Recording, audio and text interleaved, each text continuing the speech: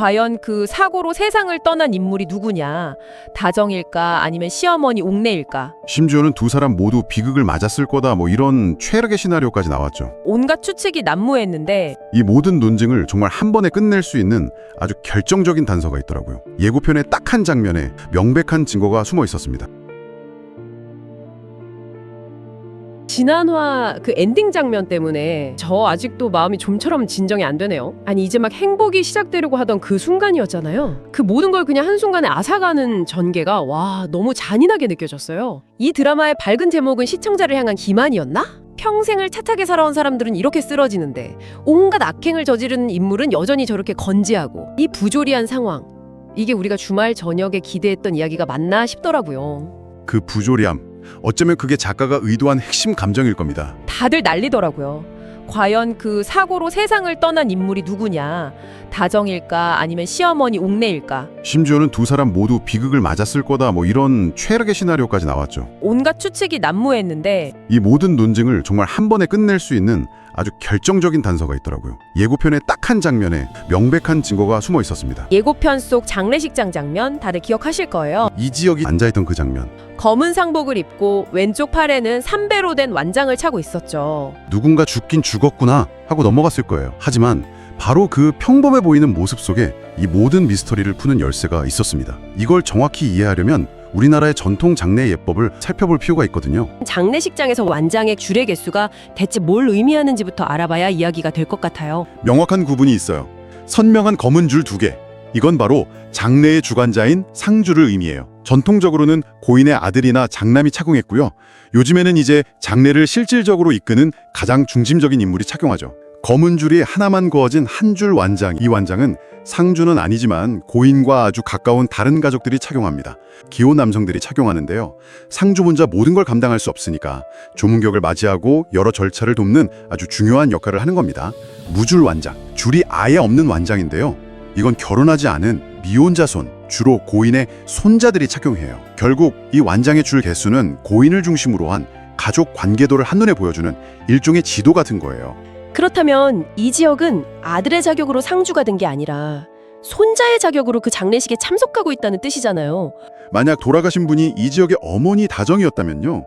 이지혁은 당연히 아들로서 검은 줄 2개가 그어진 상주 완장을 차고 있어야만 해요. 그쵸, 아들이니까. 하지만 그의 완장에는 아무 줄도 없었죠. 이 단서 하나가 모든 걸 명확하게 만드네요.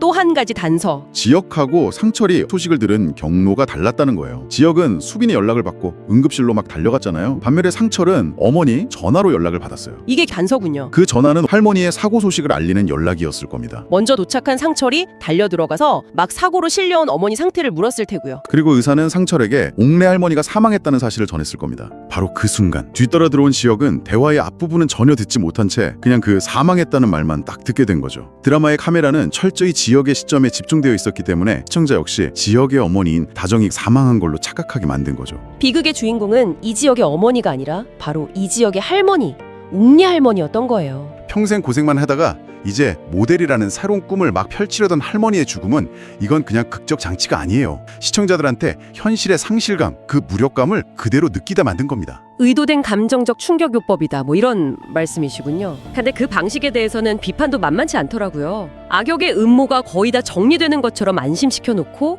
갑자기 아무 연결고리도 없이 너무 자기적이다, 설득력이 떨어진다 이런 지적이었어요. 근데 또 다른 관점에서 보면 이 느닷없음이야말로 현실의 비극이 가진 속성을 그대로 가져온 걸 수도 있어요. 현실의 사고는 예고 없이 아무런 맥락 없이 찾아오잖아요. 작가는 어쩌면 드라마적인 개연성보다 현실의 그 잔혹함을 그대로 보여주는 쪽을 택했을 수도 있다는 거죠. 물론 그 선택이 시청자에게 엄청난 스트레스를 준 건 분명합니다. 그래서 이제 가장 큰 질문들이 남은 거잖아요. 할머니는 돌아가셨고 엄마의 생사는 아직 불분명하고 사고 직전에 그토록 행복했던 가족의 모습이 이게 결국 비극을 극대화하기 위한 복선이었을까? 아니면 혹시 우리가 모르는 다른 반전의 여지가 남아있을까?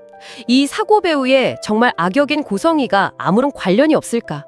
이 의심을 거둘 수가 없어요. 이런 혼란 속에서도 결국 모든 이야기가 가리키는 방향은 하나입니다. 따뜻함의 회복, 그 회복에 대한 갈망이죠. 아무리 작가의 의도가 깊다고 해도 결국 이야기는 시청자들에게 위안과 희망을 줘야 하니까요. 이 거대한 상실을 딛고 남은 가족들이 어떻게 서로를 보듬고 다시 일어서는지, 그리고 악행에 대한 대가는 어떻게 치러지는지, 그걸 지켜보는 게 앞으로의 여정이 될 겁니다. 슬픔이 모든 걸 파괴하지만 또 때로는 가려져 있던 진실을 드러내고 사람들을 더 단단하게 묶어주기도 하니까요. 그래서 다음 화의 가장 결정적인 순간, 장례식장에서의 지은호와 상철의 만남으로 한번 넘어가 보죠. 그 만남이 이 드라마의 이막을 여는 거의 상징적인 장면이 될 겁니다. 이지혁 가족에게 닥친 비극을 듣고 장례식장으로 향하잖아요. 그리고 거기서 자신의 돌아가신 아버지를 떠오르게 할 만큼 따뜻하고 의지가 됐던 그 어른, 상철을 마주하게 되는 거죠. 근데 그 만남은 이전과는 이제 완전히 다른 의미가 되는 거잖아요. 지은호는 자기가 마음 깊이 의지했던 그 어른이 이지혁의 아버지라는 사실을 알게 되는 거고, 반대로 상철은 아들이 그토록 결혼하고 싶어 했던 여자가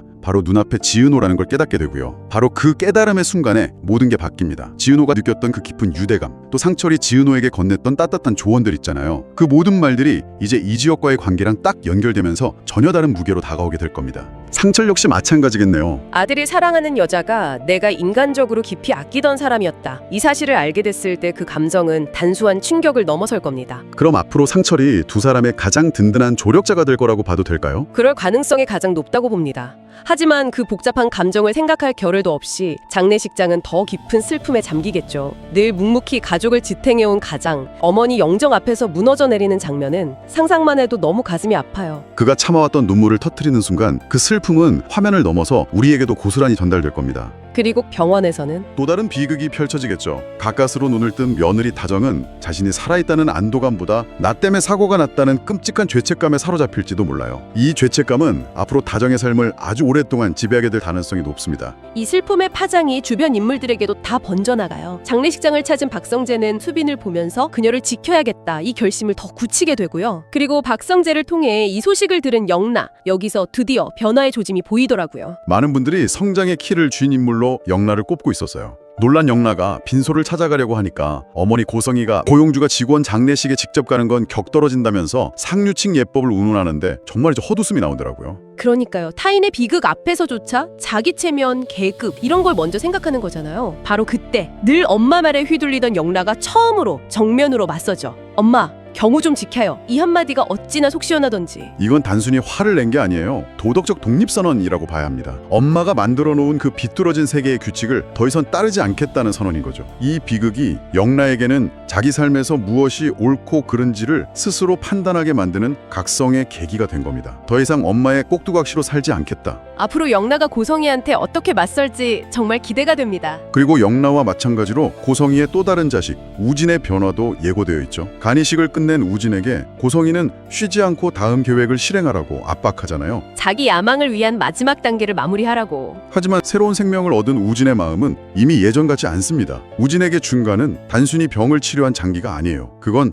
새로운 삶을 살 기회이자 엄마의 질서에서 벗어날 수 있는 명분이기도 하죠. 그는 이제 엄마의 뜻대로 움직이는 체스말이 되기를 거부할 겁니다. 엄마 뜻대로 하지 않을 거예요. 누군가의 야망을 위한 도구가 아니라 이제 한 인간으로서 스스로 원하는 삶을 살아가겠다.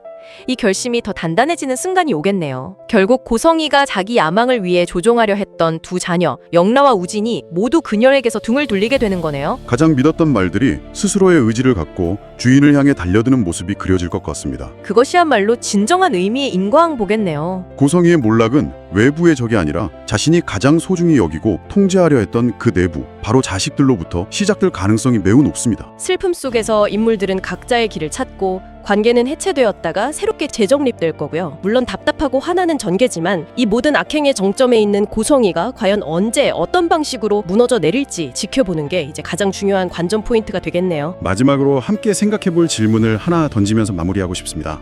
인물에게 가장 소중한 것을 빼앗는 것이 가장 큰 벌이라는 말을 다시 떠올려보면 어떨까요? 그녀에게 가장 소중한 게 과연 돈이나 명예였을까요? 아니면 자식들을 통한 자신의 영향력과 통제권 아니었을까요? 어쩌면 그녀의 진짜 몰락은 모든 걸 다 가졌지만 가장 믿었던 자식들에게서 완벽하게 버림받고 철저히 혼자 남겨지는 방식이 아닐까. 어쩌면 그것이야말로 가장 지독하고 서늘한 복수가 될지도 모르겠습니다.